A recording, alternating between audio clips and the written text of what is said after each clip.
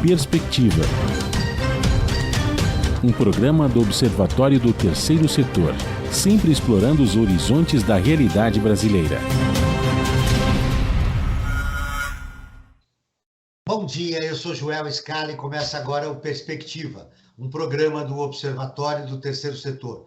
No dia 30 de outubro será realizado o segundo turno das eleições para presidente da República e governador em alguns estados do país. Os resultados do primeiro turno para a presidência foram muito diferentes e governador também foram muito diferentes do que havia sido previsto pelas pesquisas eleitorais divulgadas.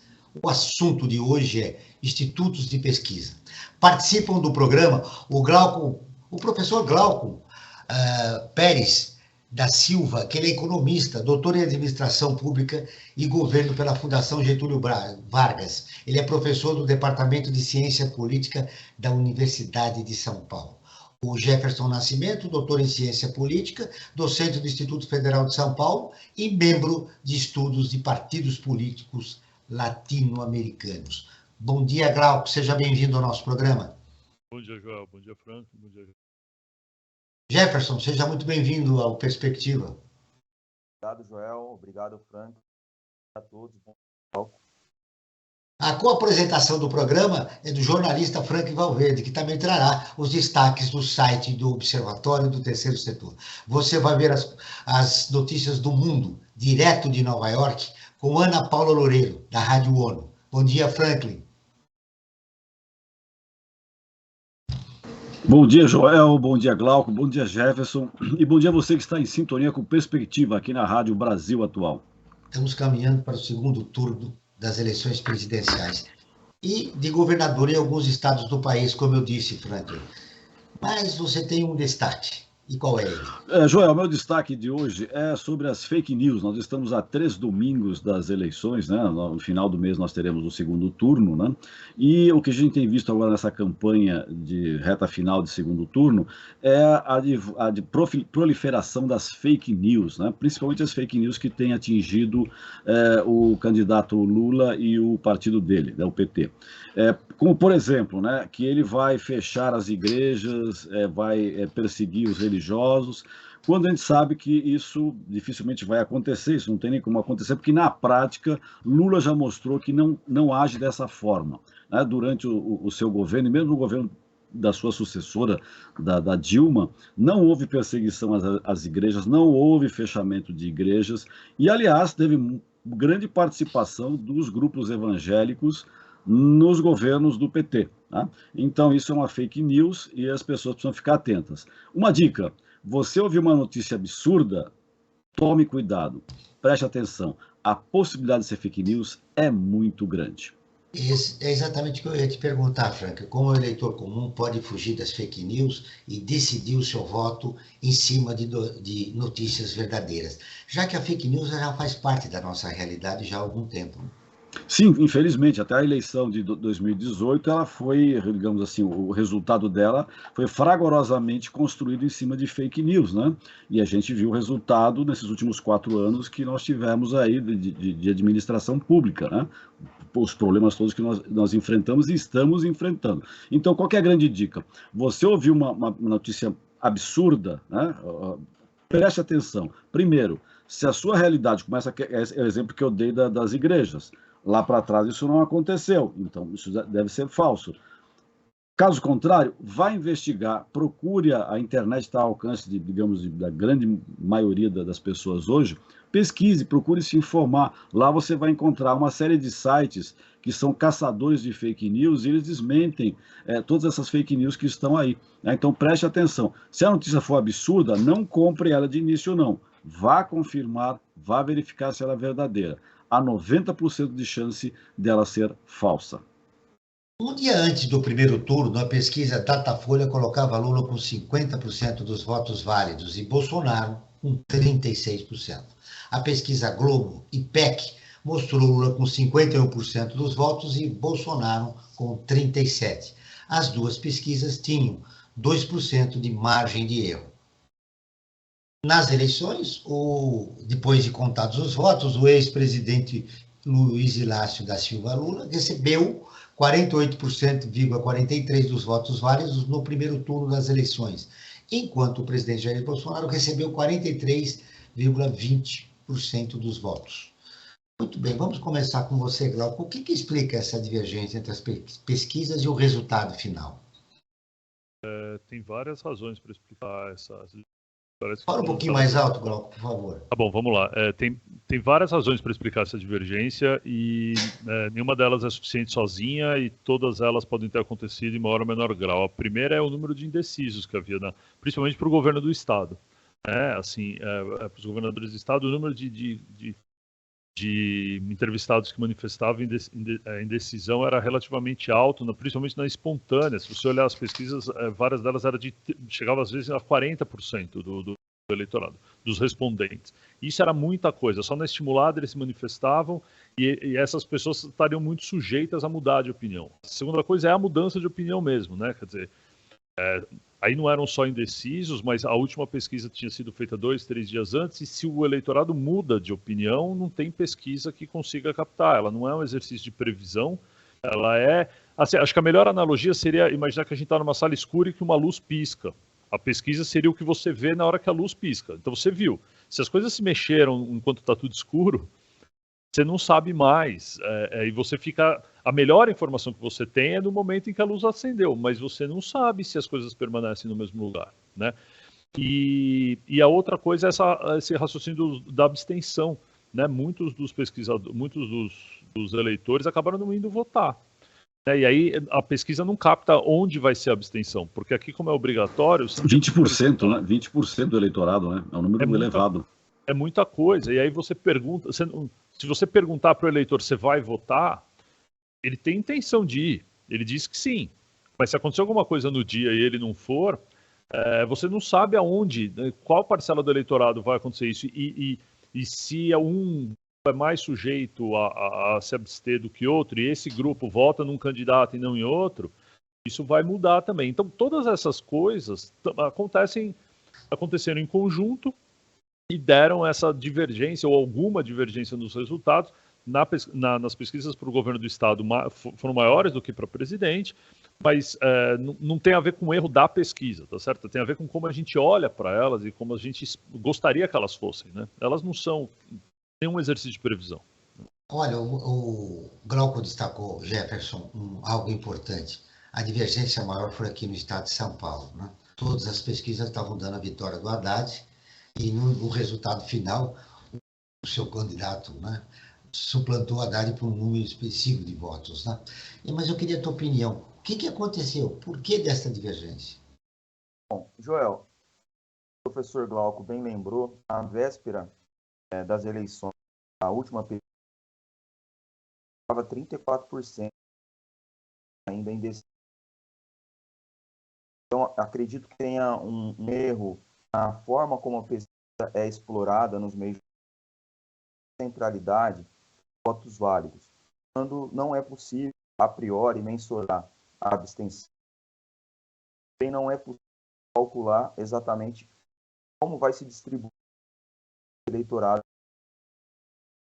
para compreender que a pesquisa ela capta a de voto. A melhor forma de interpretação e de interpretação trabalhar com a intenção espontânea do voto, sempre seria necessário, né, que a cobertura midiática saltasse o percentual.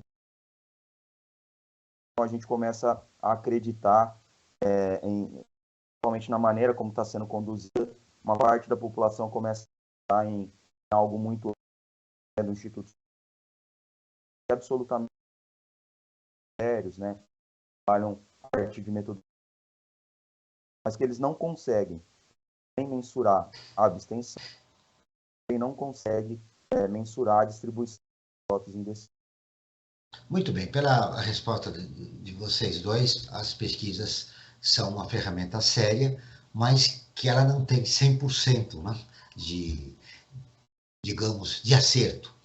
Mas o fato que aconteceu no primeiro turno acabou colocando em dúvida, né, a credibilidade das pesquisas. Daqui para diante, como é que você vê esse cenário das pesquisas eleitorais e a continuidade delas no segundo turno das eleições, Grau?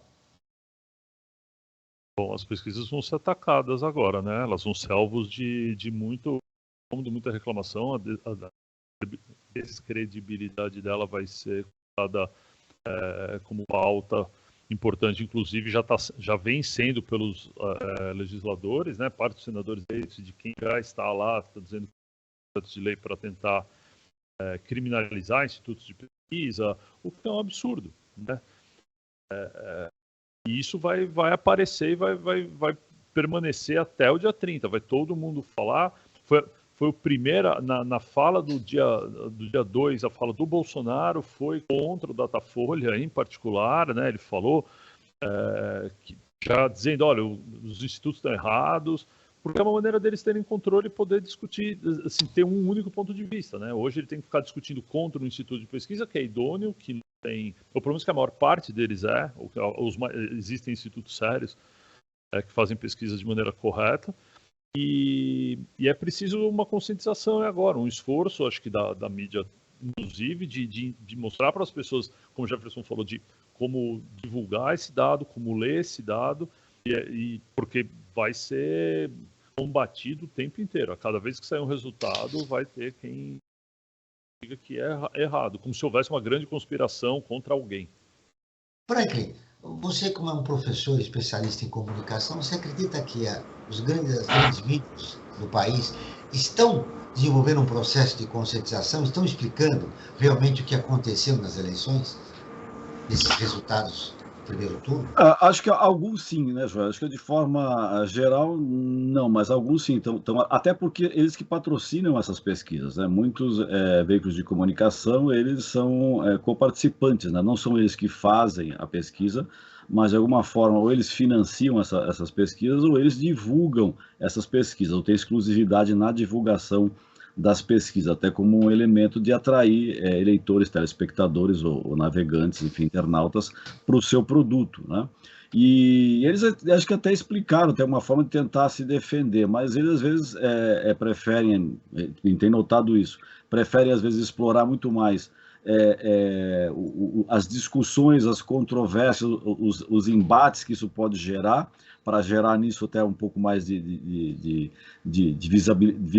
visualização para o seu produto, do que, na verdade, esclarecer, como o Glauco fez e o Jefferson também, os dois aí, explicando que você tem que ter um olhar diferente para olhar as pesquisas, e não simplesmente olhar como se aquilo fosse, como o pessoal dizia uns anos atrás, né, as previsões da mãe de Iná e achar que aquilo vai dar certo. Não é isso, né? Estudo de pesquisa é outra coisa e tem base científica, né? E você tem que olhar cientificamente. E como o Glauco e o Jefferson fizeram, explicaram cientificamente de que forma nós temos que olhar as pesquisas. Aliás, nós temos uma enquete que a gente realiza todo o programa a respeito do tema que a gente desenvolve, né, com os entrevistados. E você deixa muito claro, né? Isso é uma enquete, não tem base científica, ao contrário das pesquisas, né? Exatamente, Joel, exatamente. Até depois, quando nós apresentarmos as enquetes, eu vou até perguntar, né, para o Jefferson e para o Glauco, né, que eles, dois especialistas, façam essa diferenciação, né, que a gente faz a diferenciação, mas, claro, né, nós não somos especialistas em pesquisa, né, a gente acompanha, tem um certo, digamos, a proximidade com elas, mas não somos especialistas nessa área, né. Mas é importante destacar que o que a gente faz para ter a temperatura do momento, né, na verdade, não aquele aprofundamento científico que é necessário numa pesquisa. Que há uma outra coisa que é importante destacar, e acho que até o Glauco e o Jefferson podem desenvolver isso, né?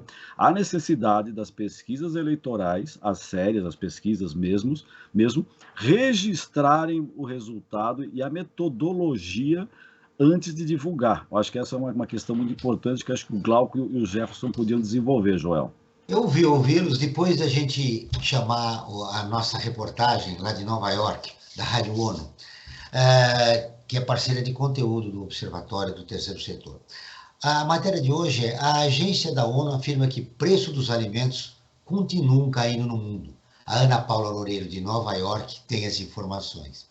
De acordo com a Organização das Nações Unidas para Alimentação e Agricultura, os preços globais dos alimentos caíram pelo 6º mês consecutivo em setembro. A maior queda foi no valor do óleo vegetal, com uma diminuição de 6,6% ao mês, atingindo o nível mais baixo desde fevereiro de 2021 e compensando o alto custo dos cereais. No total, o índice de preços de alimentos da FAO teve uma queda de 1,1% em relação a agosto, mas permanecendo 5,5% acima do valor do ano anterior. O relatório acompanha as mudanças mensais nos preços internacionais da cesta básica. Entre os fatores que explicam a diminuição do preço dos óleos vegetais estão o aumento do estoque da produção do óleo de palma, também chamado de dendê, no Sudeste Asiático, maior oferta de exportação do óleo de soja na Argentina e do óleo de girassol na região do Mar Negro, e a queda do preço do petróleo. Já o valor cobrado pela carne bovina no mercado global baixou devido à alta disponibilidade das exportações do Brasil e à elevada liquidação do gado em alguns dos países produtores. O Brasil também puxou a queda no preço do açúcar, com o aumento da produção, o custo baixo do etanol e a desvalorização do real. Da ONU News em Nova York, Ana Paula Loureiro.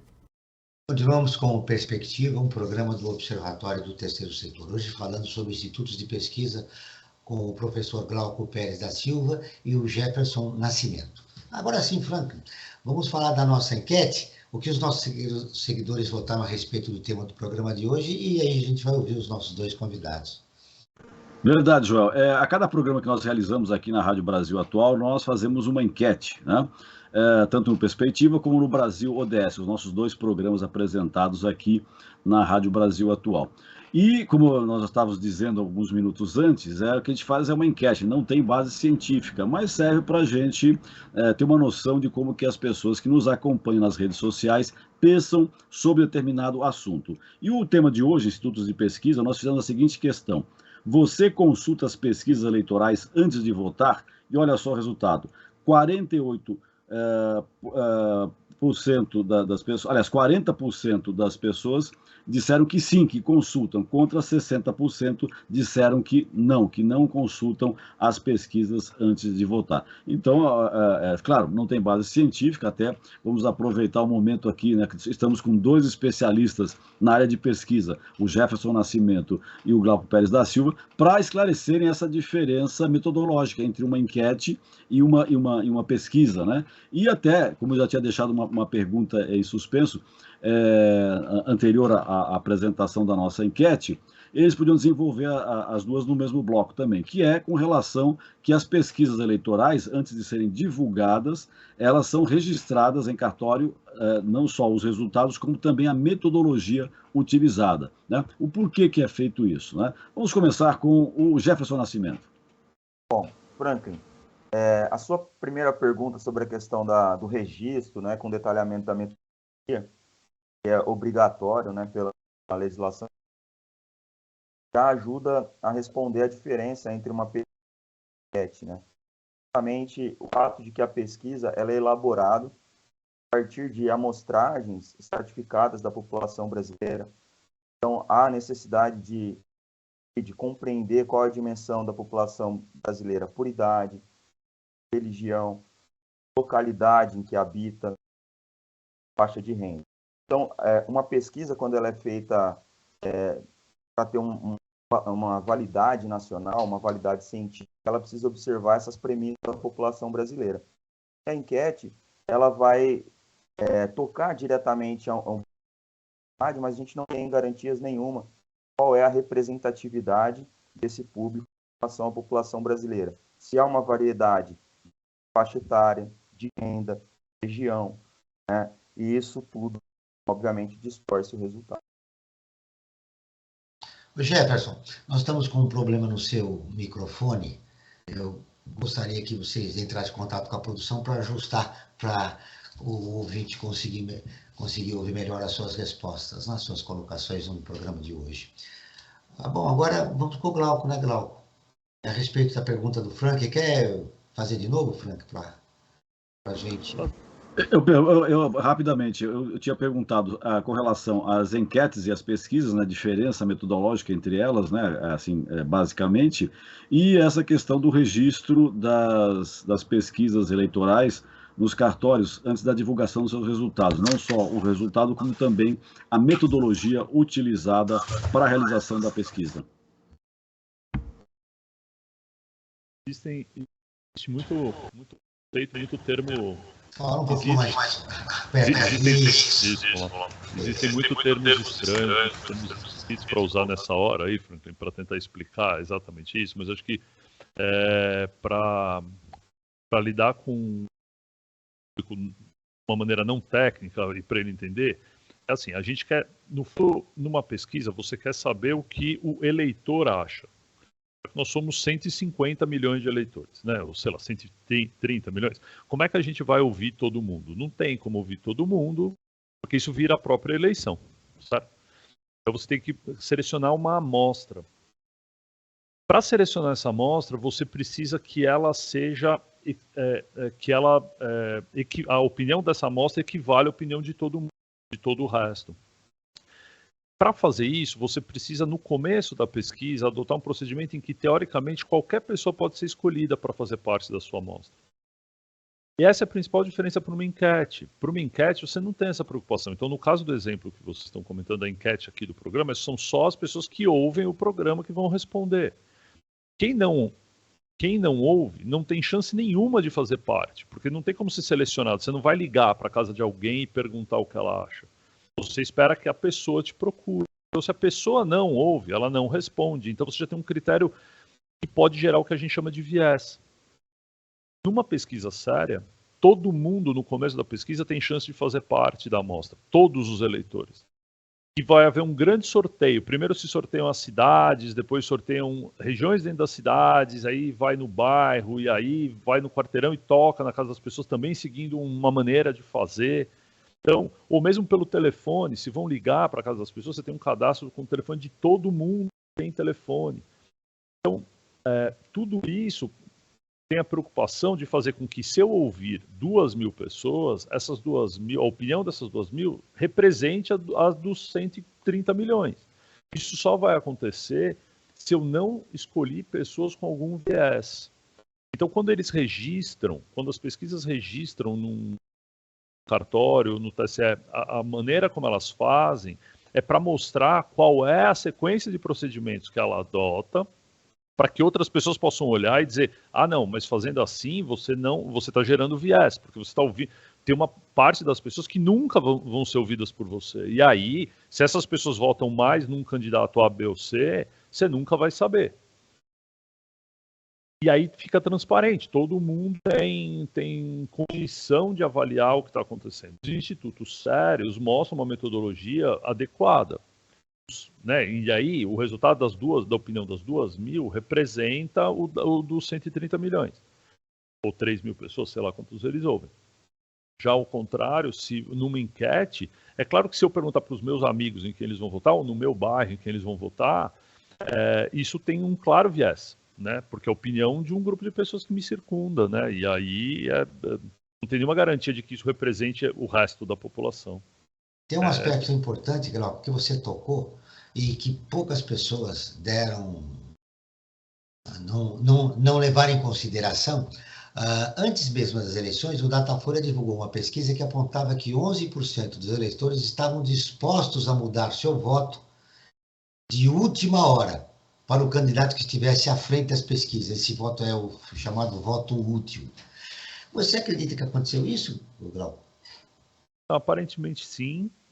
Eleitores que antes iam votar na Simone Tebet ou no Ciro, eles ficaram no limite inferior da margem de erro, né? A votação deles, eles tiveram menos votos do que estava esperado, e pode explicar que parte dos eleitores votar no Bolsonaro, mas que esse tipo de movimento acontece, não tem dúvida. A eleição do Dória para prefeito em São Paulo é talvez o grande exemplo disso.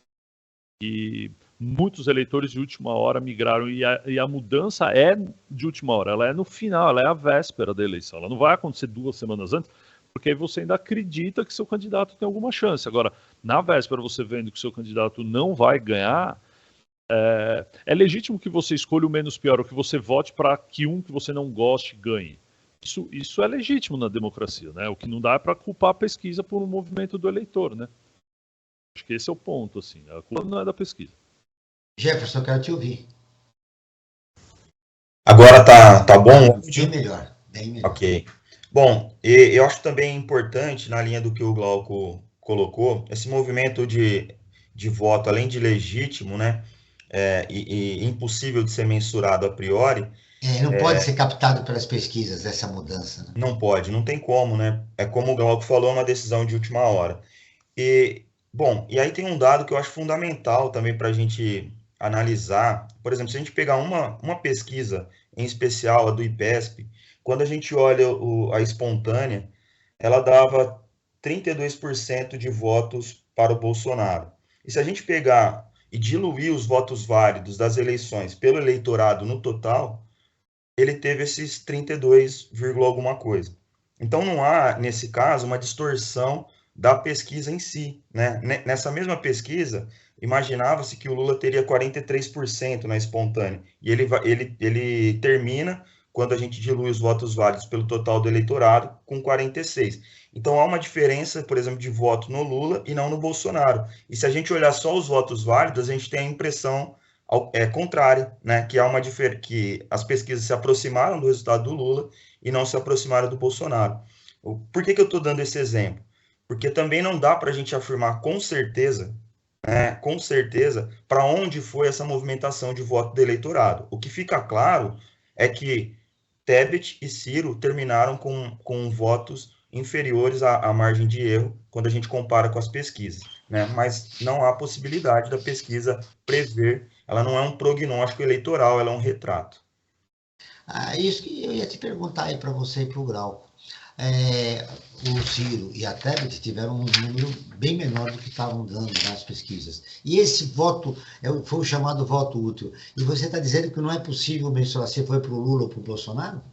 Sim, não é possível. Porque, por exemplo, se a gente pega esse dado da espontânea, né, a votação que o Bolsonaro tem, diluindo os votos válidos e calculando pelo total do eleitorado, está perto, né, das pesquisas espontâneas, né? O que a gente pode perceber também é um engajamento muito forte, né, da base eleitoral do presidente, né, que fizeram bastante movimentações para a presença eleitoral, para a utilização de símbolos, né? Então, o que dá para perceber é que desidratou a campanha da Tebet e do Ciro comparado com as pesquisas. Mas a gente não tem, por exemplo, ainda instrumentos para dizer, olha, tantos por cento desses eleitores que saíram do Ciro e da Tebet foram para um ou para o outro. Isso teria que ser feito a posteriori, né, terminado o primeiro turno, nas pesquisas realizadas durante o segundo turno, fazer essa pergunta, o que também aumentaria o instrumento de pesquisa, encareceria. Então, até agora, a gente não viu esse estudo exatamente. Glauco, o que você pensa? Acho que além disso, eu acho que o raciocínio que a gente poderia aplicar é que a abstenção atrapalha sempre. Ela atrapalha demais o prognóstico, né? O raciocínio da pesquisa.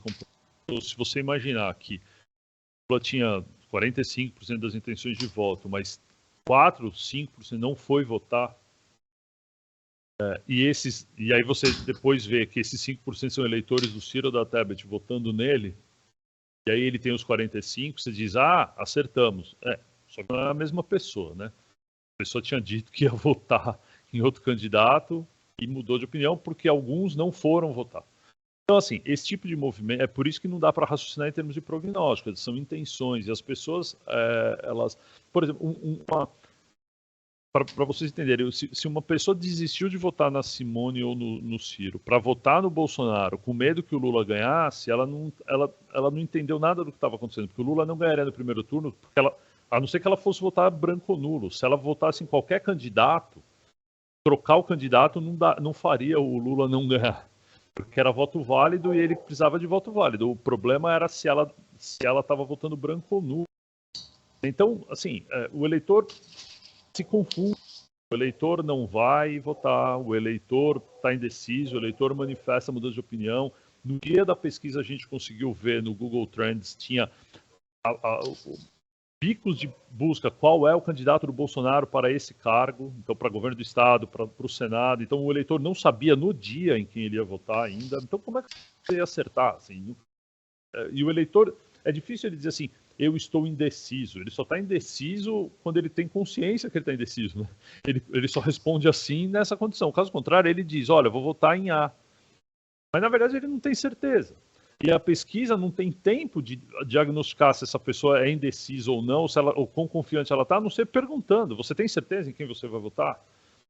Ele, às vezes, está constrangido. Ele diz assim, tenho, claro que eu tenho. Mas tem porque ele está dizendo para alguém que ele tem. Mas, no fundo, ele não tem. Como é que eu vou saber disso, né? Então, assim, é tudo muito difícil, né? Perguntar para a pessoa, você está pressupondo que ela tem consciência da sua avaliação, da sua disposição diante do voto.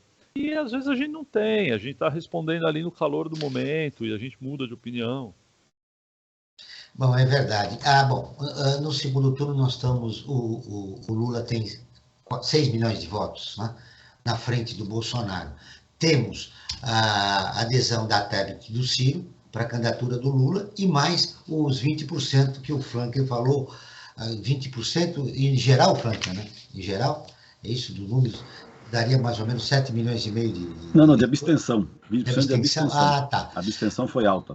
A abstenção foi alta. Então, nós temos uma abstenção que poderia, né, considerar de votar, mas a Tebet e o Lula, eu gostaria que vocês pensassem o que pode dar, independente das pesquisas, o que vocês imaginam que pode dar no segundo turno. Bolsonaro consegue ultrapassar esses 6 milhões de votos do Lula entre a abstenção, os candidatos que, por exemplo, aí a gente tem que também ver a rejeição dos dois candidatos, né, que é muito alta, né, tanto do Lula quanto do Bolsonaro.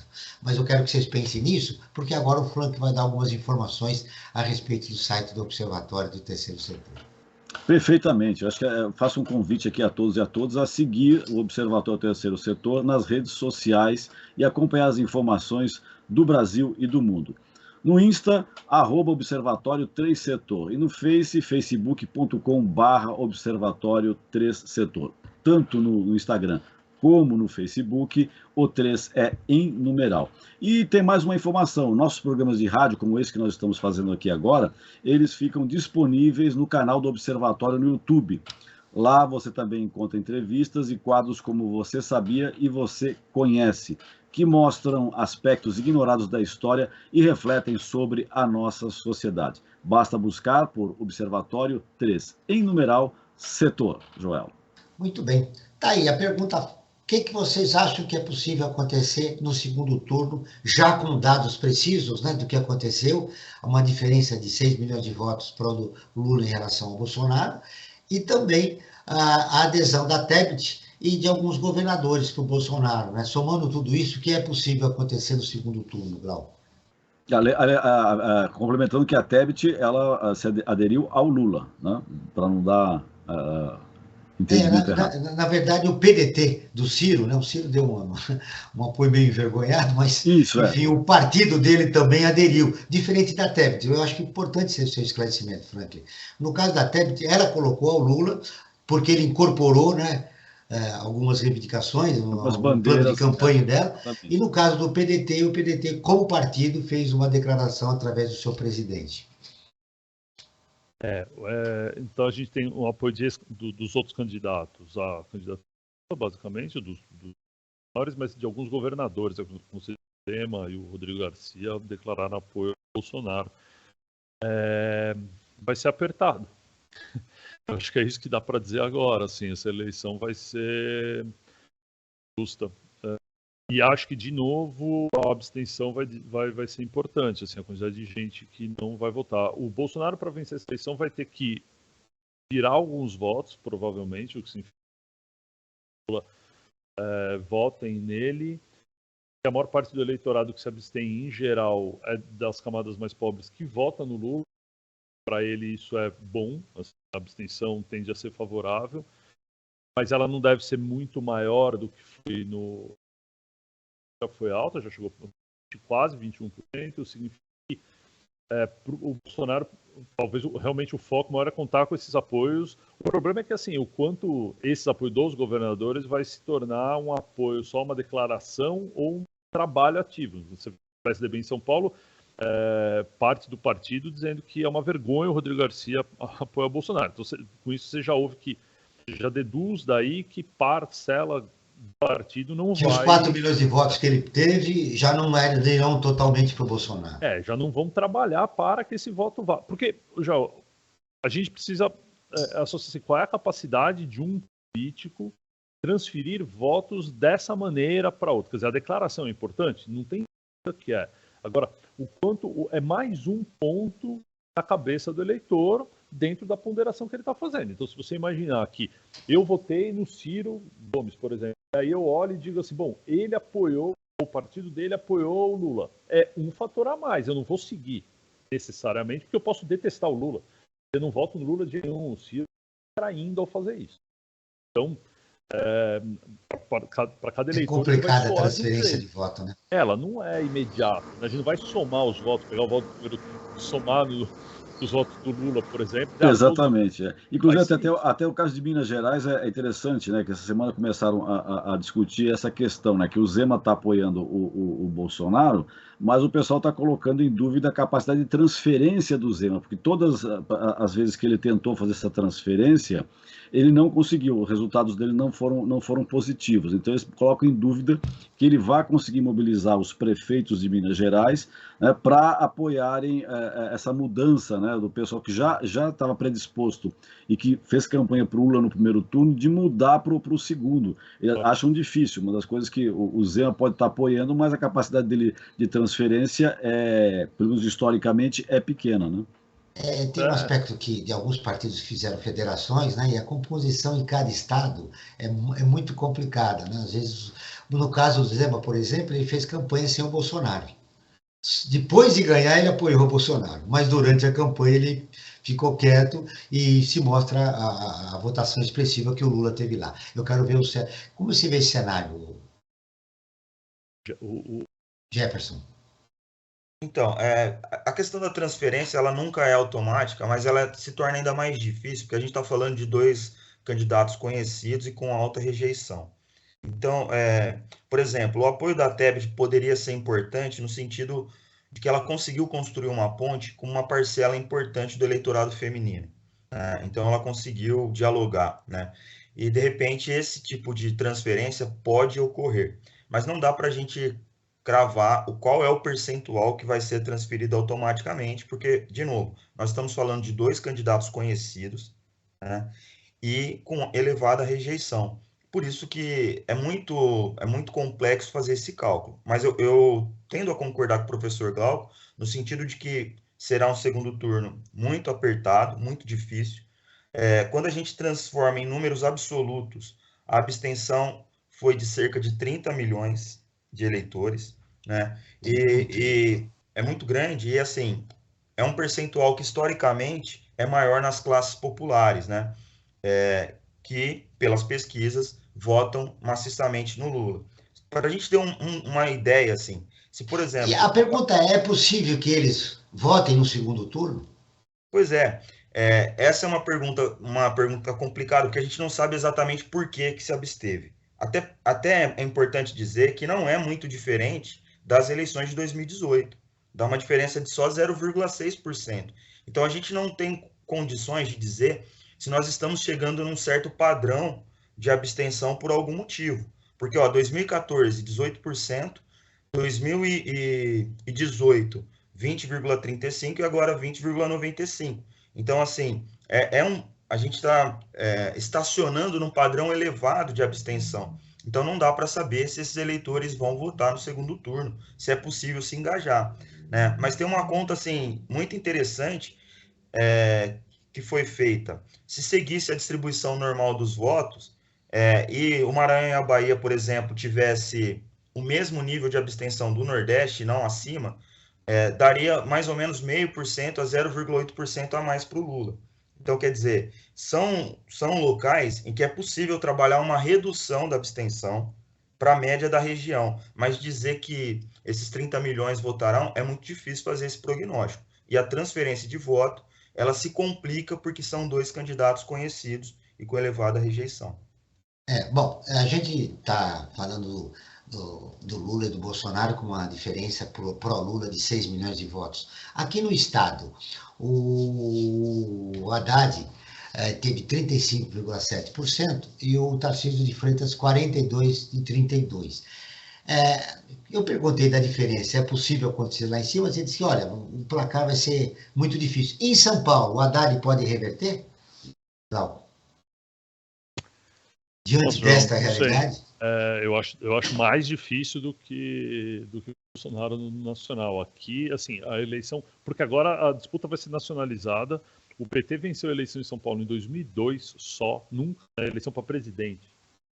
Em 2002 só, depois nunca mais um candidato do PT teve votação, ganhou no estado de São Paulo. Só lembrando, Glauco, que o Lula ganhou em São Paulo, no município, e perdeu no estado, né? Sim, não, é isso. No estado o PT não consegue vencer. E agora, provavelmente, essa disputa vai ser praticamente a mesma. Assim, é de se imaginar que os eleitores vão seguir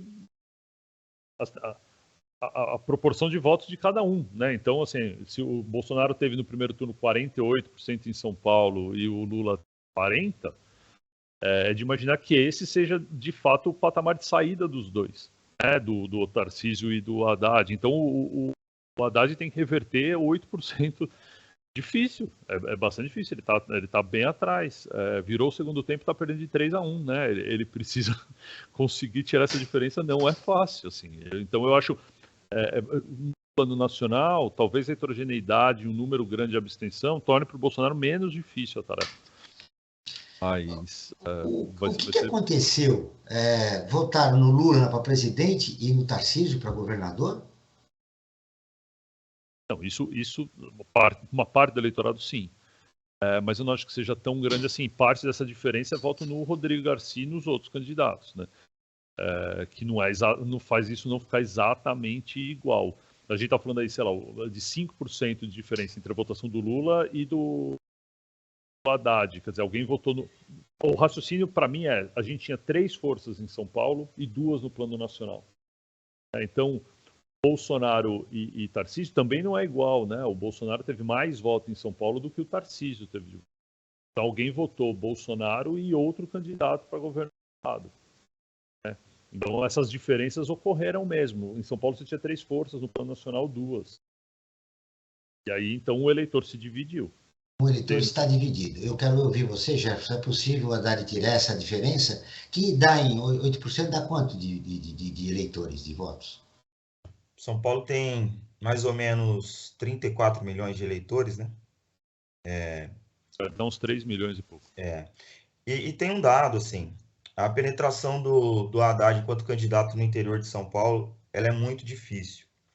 Então, a gente pode comparar isso pegando, assim, alguns resultados eleitorais de regiões do interior, né? Vou dar o exemplo da região de Ribeirão Preto. Se a gente olhar a votação por Haddad nas cidades da região de Ribeirão Preto, sempre foi inferior à votação para o Lula. Mesmo o Lula tendo perdido aqui, na maior parte das cidades, a votação do Haddad foi ainda menor.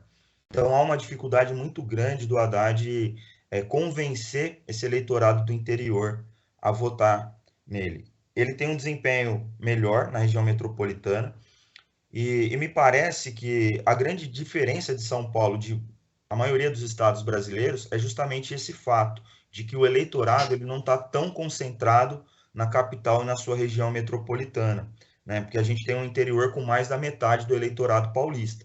E isso coloca sérios desafios para o Haddad.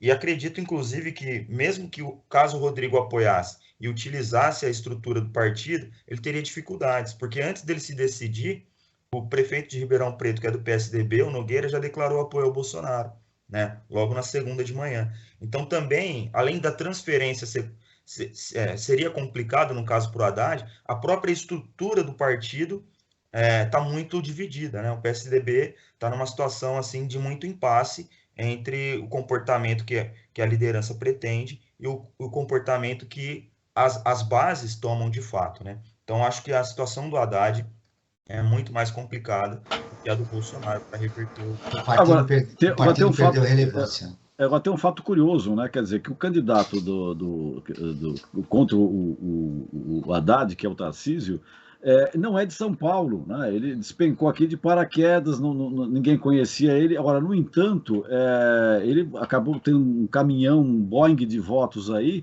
e é um fato para se discutir. Quer dizer, acho que é muito mais contra digamos, esse antipetismo que foi, digamos, insuflado dentro do interior de São Paulo, do que a candidatura em si do Tarcísio, né? Porque é uma candidatura que não tem aderência no Estado, né? O sujeito que caiu de paraquedas, como não sabia nem onde ia votar, como o pessoal brinca, se soltando na Avenida Paulista, ele não sabe onde ele está, né? Quer dizer, então, são esses fatos curiosos que aconteceram na eleição estadual em São Paulo, né? Que é um candidato que não tem aderência ao povo de São Paulo, no entanto, o povo acabou votando nele, né? O pessoal até brinca que ele seria o Pita, né? Como mais lá para trás os paulistanos votaram em Pita, né? Que o Maluf apoiou, né? Que também não era aqui de São Paulo, que era do Rio de Janeiro, né? Assim como o Tarcísio, né? E acabou caindo aqui de paraquedas e a pessoa acabou ganhando. Então, um fato curioso para se discutir nessas eleições estaduais em São Paulo, né? Essa votação num candidato que não teria, em tese, tanta aderência às tradições paulistas, como o Haddad, por exemplo, que é paulistano, né? Que é paulista, né? É isso, João. Frank, eu gostaria que você desse os destaques das matérias que mais repercutiram no site do Observatório do Terceiro Setor. Perfeito. Aproveitando a deixa aí, eu quero convidar a todos e a todas a lerem, né, a visitarem o nosso site, né, observatório3setor.org.br, o 3 em numeral. E lá vão encontrar uma série de matérias que tratam de direitos humanos, que tratam de cidadania. E entre as matérias mais lidas, nós temos a matéria que diz: pessoas que passam fome no país supera a população inteira da Venezuela. Olha só, Joel, nós voltamos ao mapa da fome com tudo nesses últimos anos.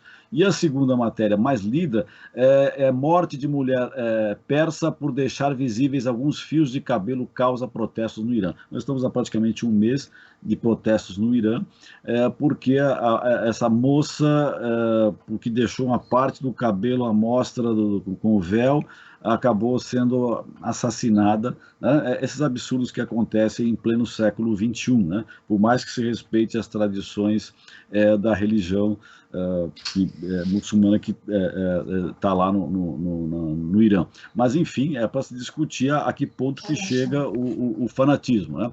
E a matéria que eu quero dar um destaque especial também preocupante.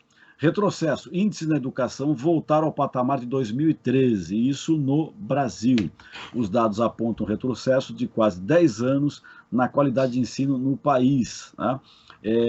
Essa é uma matéria que foi escrita pela Ana Clara Godoy, e ela aponta que a educação infantil no Brasil teve um retrocesso em todas as etapas, segundo os dados analisados de 2019 a 2021.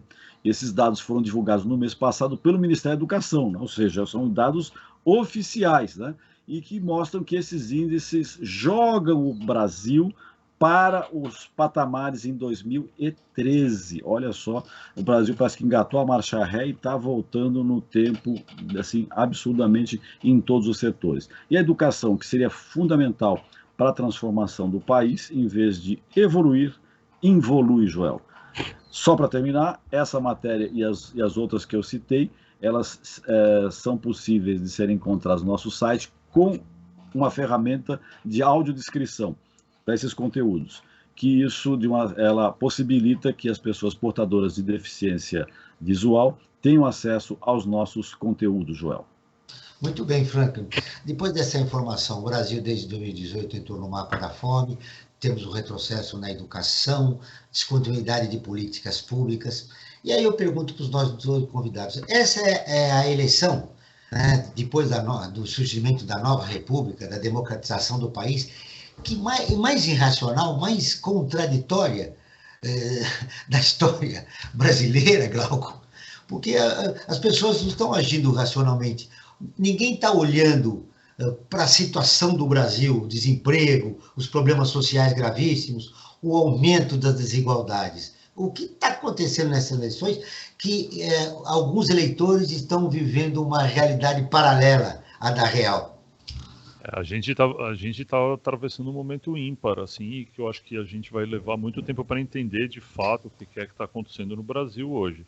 E eu acho que isso talvez torne a coisa mais perigosa ainda, é entender que isso não é só no país, isso é um fenômeno que aparentemente tem acontecido no mundo inteiro, do surgimento de uma direita ultraconservadora, e que tem conseguido mobilizar o seu eleitorado de uma forma inédita. Isso, de alguma maneira, é uma resposta ao movimento de expansão da esquerda identitária, mas a gente ainda não consegue entender. É um fenômeno sociológico amplo mesmo e que tem mudado a maneira como as pessoas se comportam politicamente. E a gente está vendo...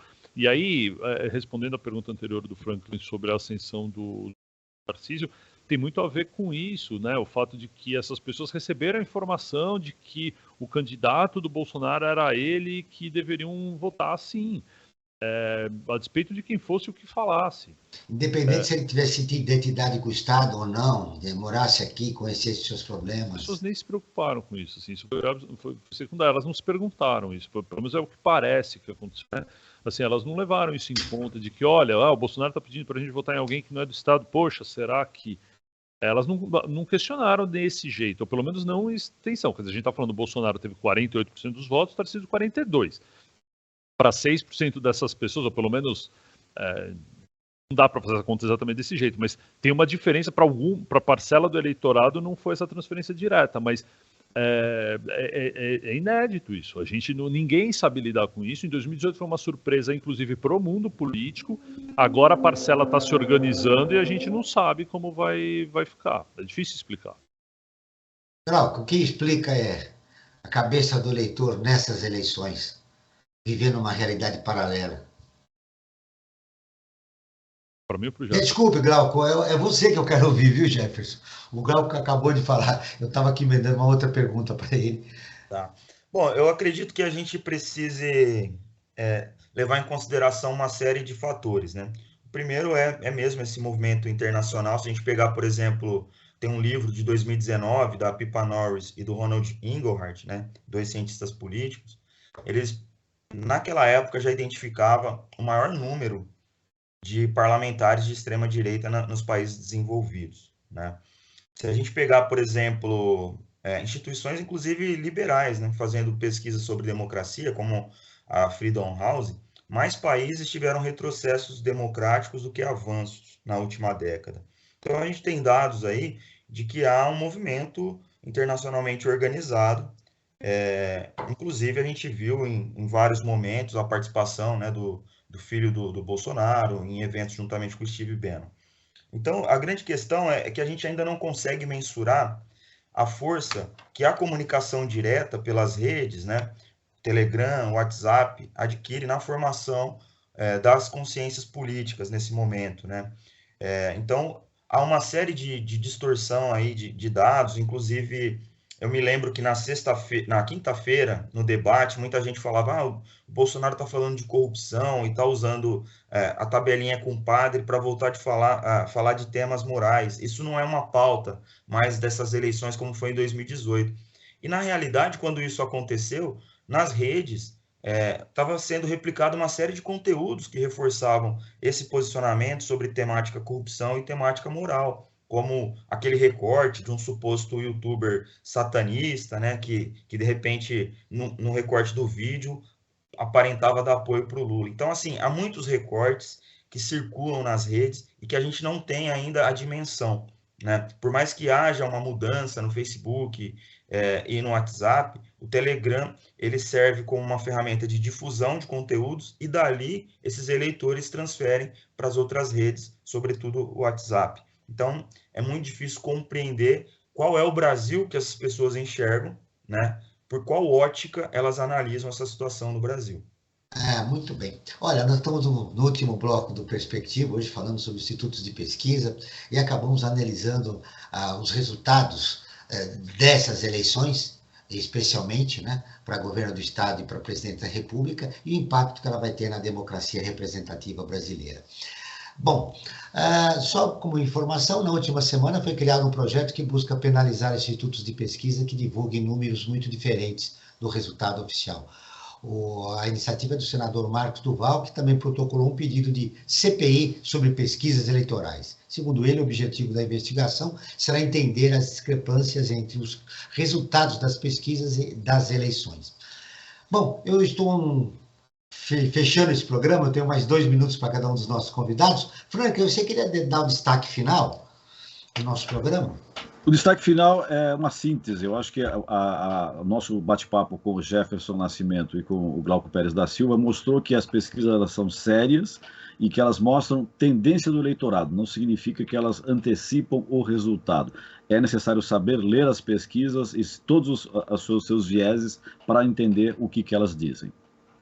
Ô Jefferson, o seu destaque final, o que de mais importante você gostaria de deixar registrado no final do nosso programa? Que é importante o ouvinte ouvir neste momento? A própria justificativa, né, para a solicitação de uma CPI sobre os institutos de pesquisa já parte de uma premissa errada, né? Porque eles querem comparar com os resultados finais, e até o professor Glauco usou uma analogia muito interessante aqui, né, da luz que se acende e se apaga, e depois a gente não vê aquilo que está acontecendo posteriormente ao apagar da luz, né, num quarto escuro. Nós temos mudado muito o nosso padrão de comunicação. Hoje, as correntes de opinião, elas circulam com mais velocidade. É possível, então, grandes movimentos do eleitorado, e que, obviamente, a pesquisa ela não é um prognóstico, porque ela não pretende ser esse prognóstico, né? Ela é uma ferramenta, ela é um instrumento importantíssimo. Inclusive, aqueles grupos que atacam as pesquisas, eles as utilizam para definir as suas estratégias eleitorais. Eu posso dar um exemplo muito claro. Quando, há um mês das eleições, né, havia cerca de 1/3 dos eleitores do atual presidente que não sabia o número dele, logo depois do resultado dessa pesquisa, começou a correr jingles para o Brasil afora falando do número do candidato.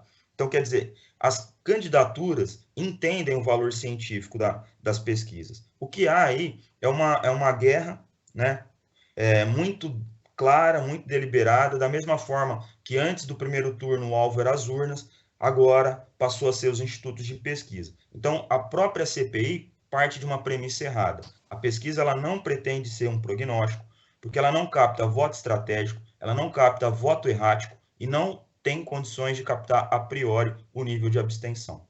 Muito bem, suas considerações finais, Glauco. O que de mais importante você gostaria de deixar registrado a respeito do tema do nosso programa, ou algo novo que ainda nós não tocamos no assunto, que é importante o nosso ouvinte tomar conhecimento?